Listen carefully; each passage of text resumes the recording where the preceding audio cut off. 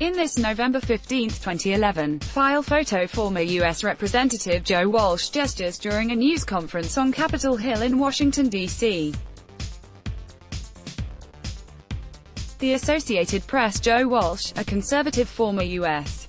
congressman turned talk show host, on Sunday became the second Republican to challenge U.S. President Donald Trump for the party's 2020 White House nomination. Walsh criticized Trump, who has strong support among Republicans, as a bully who is unfit for office as he announced his long-shot bid. "I'm running because he's unfit," Walsh, 57, told ABC's This Week program. "Somebody needs to step up." Story continues below. Advertisement: "He's a bully and he's a coward and somebody needs to call him out," Walsh said.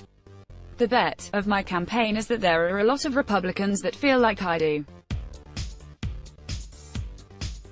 They're afraid to come forward."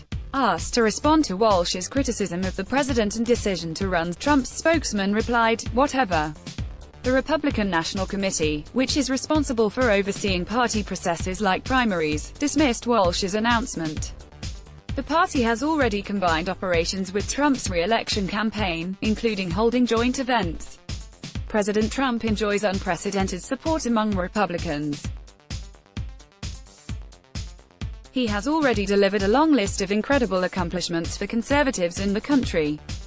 Republicans are firmly behind the president, and any effort to challenge him in a primary is bound to go absolutely nowhere, Republican Party Chairwoman Ronna McDaniel said in a statement.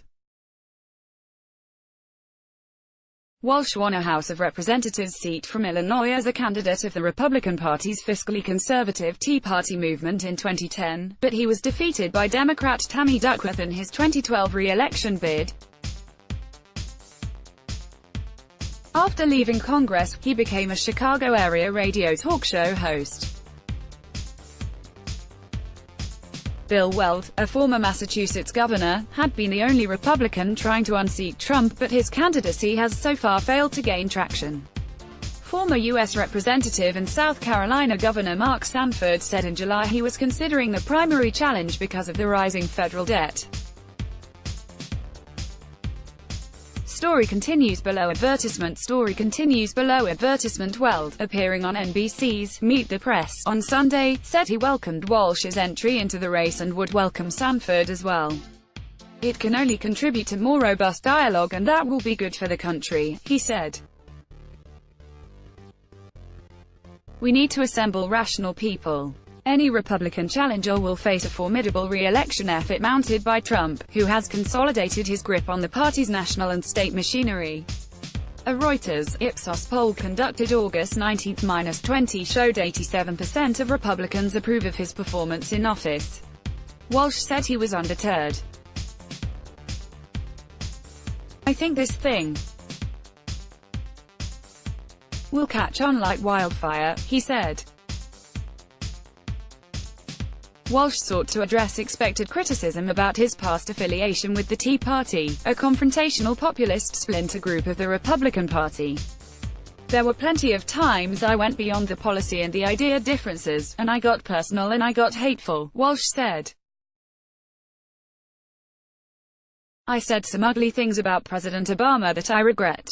And it's difficult, but I think that helped create Trump, and I feel responsible for that." Story continues below. Advertisement. The beauty of what President Trump has done.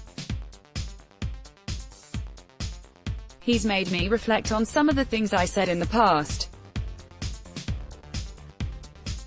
I had strong policy disagreement with Barack Obama and too often I let those policy disagreements get personal," Walsh said. His attitude contrasted with what he said was Trump's refusal to apologize for anything.